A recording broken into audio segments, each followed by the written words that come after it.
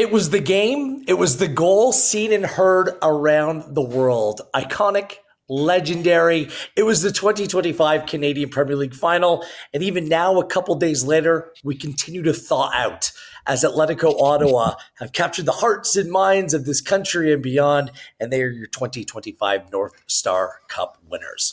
Gareth Wheeler, Oliver Platt with you, with a little bit of time for reflection on what exactly we experienced. It was a snow globe game, the frozen final, where the Icicle Kick first came about. By the way, great name, the Icicle Kick. Whoever came up with that. Rodriguez.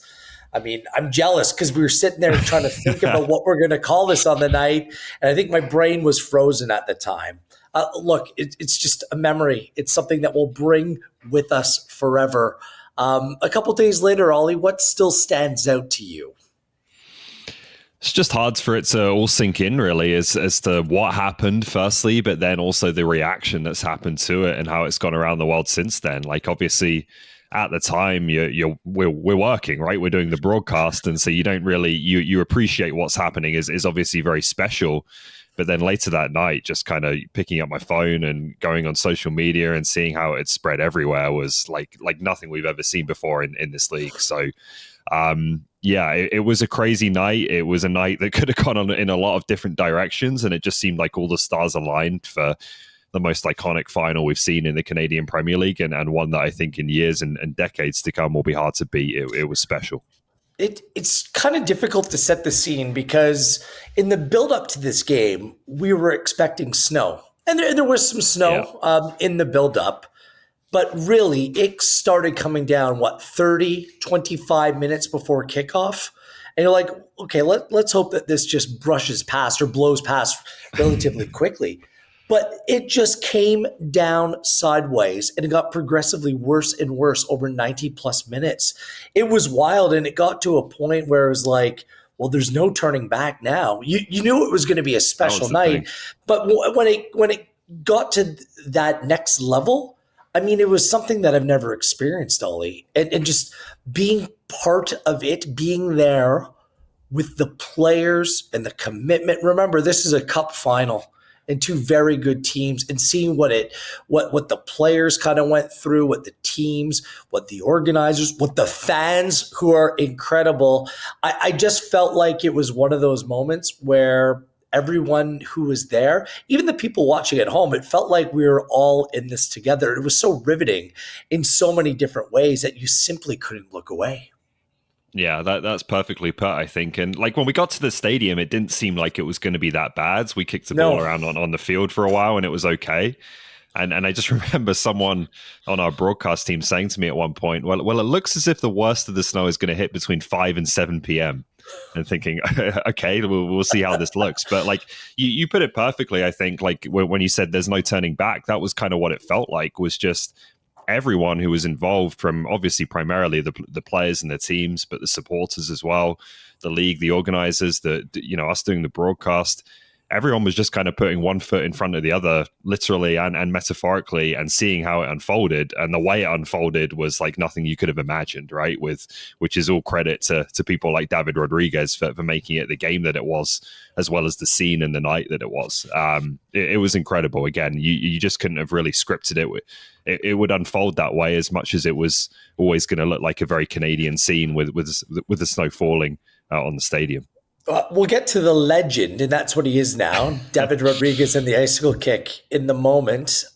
Speaking about putting one snowshoe in front of the other, I actually thought some of the play on the field was pretty decent.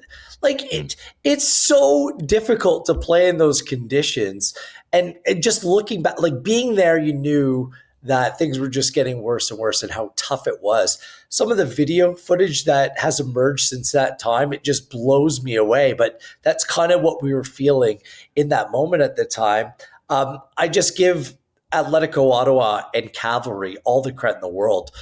One team went on to win the North Star Cup, but Cavalry, like, they're not losers here. Like, it was kind of hard to kind of justify that one team wouldn't come away with something after that, because, what was going to settle it. It was going to be an incredible moment or two by a very special individual, because all the play, I mean, they left it out there. There were so many times in the game, I'm like, what a block. Look at that commitment, that sliding challenge. Like, I was in awe based upon what they were able to accomplish. And now it's gone around, well, this is soccer in Canada for the rest of the world to consume. It's not like this typically. It's nothing like this, actually. But that's the big takeaway, that these players were absolute snow warriors and what they battled and fought through. I mean, it's a testament to the character, the commitment, and what this league really is all about. Yeah, and to be honest with you, when the snow really started falling, there was a part of me at the start of the game that was thinking, like, this could be a disaster, right? This could be a debacle of a way to decide a final and decide a championship, and it wasn't that. And I think a big credit to that goes to whoever made the decision to clear the pitch after the 90 minutes. That was a difficult decision to make and a risk, because we had to pause for so long, but it meant that the final was decided by what felt more like real football than we'd had in the last 15, 20 minutes of that game, when the snow had really got, so deep, it was difficult to play. But you're right that there were so many, gutsy performances on the night, and the only difference was David Rodriguez. And I just couldn't believe, especially in the early parts of the game, again, where it was a little bit more playable than it got in the latter stages of the 90, like, how is this guy still playing this way in these conditions when everyone else is keeping it simple, kicking it over the top, not taking too many touches? He was still trying to dribble, right? Quite aside from the overhead kick, which was the most amazing moment, he still was doing his best to play his normal game in what seemed like impossible conditions to do so. So, I'm sure that there'll be debates around best performance in CPL history. I think it's hard to argue that was it, as much as there wasn't maybe as much football as you normally see played over the 90 minutes. What he did with those goals and the way he was able to impact the game generally was absolutely phenomenal. Yeah, I mean, there were a number of star performers, but it's a perfect transition into this young man, David Rodriguez. Okay, he's born in Mexico. He predominantly played his developmental football in North Texas. He's not used to this.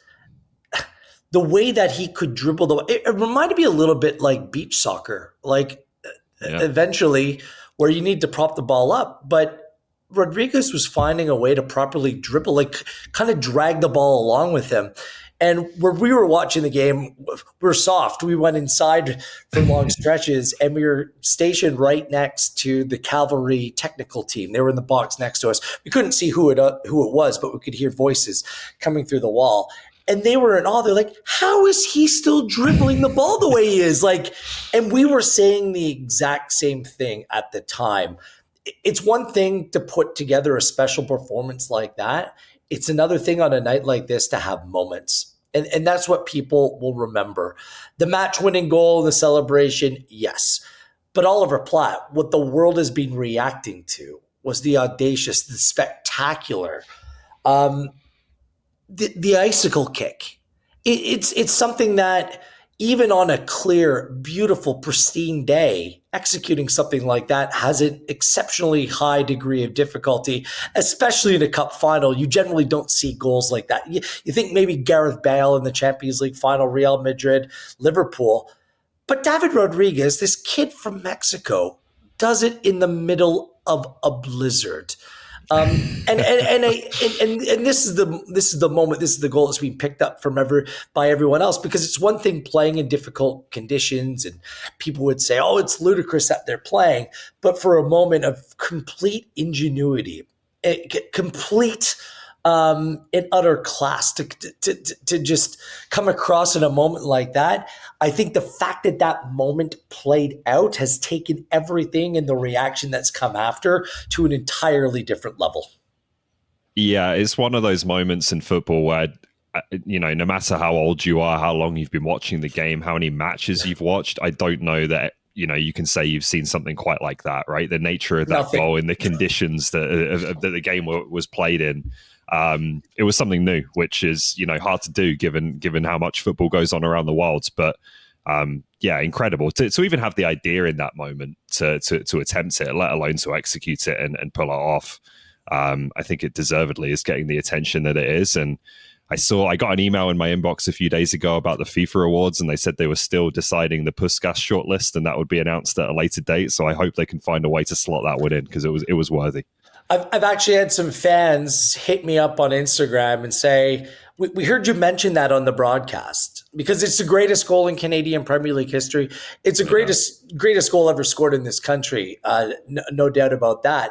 But because of the environment, because of the atmosphere, because of the context, it's a cup final, just everything to do with it, just put that right at the top of the list. Give that award now. And I've had people reach out to me, well, Wheels, how do we get this, have this goal? How can we help give it traction? I just say keep on talking about it. We had the vice president of FIFA in the building that night, who happens to be Canadian. Right. If there isn't a wink, wink, nudge, nudge, guess where I was on the weekend, then that would be absolutely criminal. I can't think of a goal. And look, there's brilliant goals scored each and every year, but I just can't think of one that has all the conditions that would make a goal like that worthy of the global award come the time that the Puskas is awarded. Yeah, and you're right. Having the FIFA vice president in the building, you would think would maybe be a helping hand as well, but no doubt it should be in consideration. The match winner by Rodriguez in extra time. Shout out to our very own Christian Jack, he and Mackenzie Barwell, really the entire team, Andy Petrillo, Jordan Wilson, Jimmy Brennan. Just, by the way, Adam Jenkins and John Conway calling the match in a pile of snow. Just everyone did such a good job. I didn't realize in the moment how special that goal was. So credit to Jenkins, who called it straight away for what it was.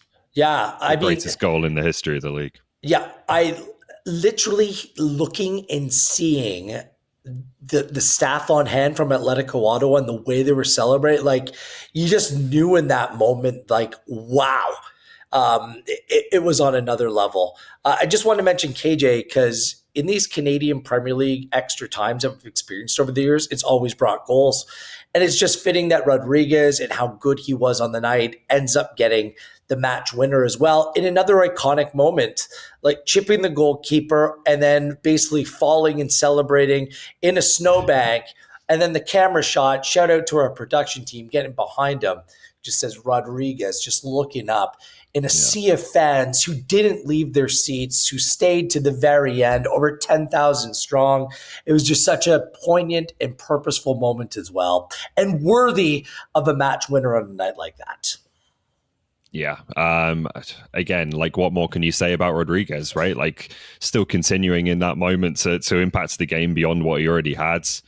And I think it was great to see for, obviously you don't have bias towards either side, but it was great to see those Atlético Ottawa supporters who stuck around as long as they did get that moment as well and be able to celebrate a trophy at home. So yeah, I'm out of words for it, really.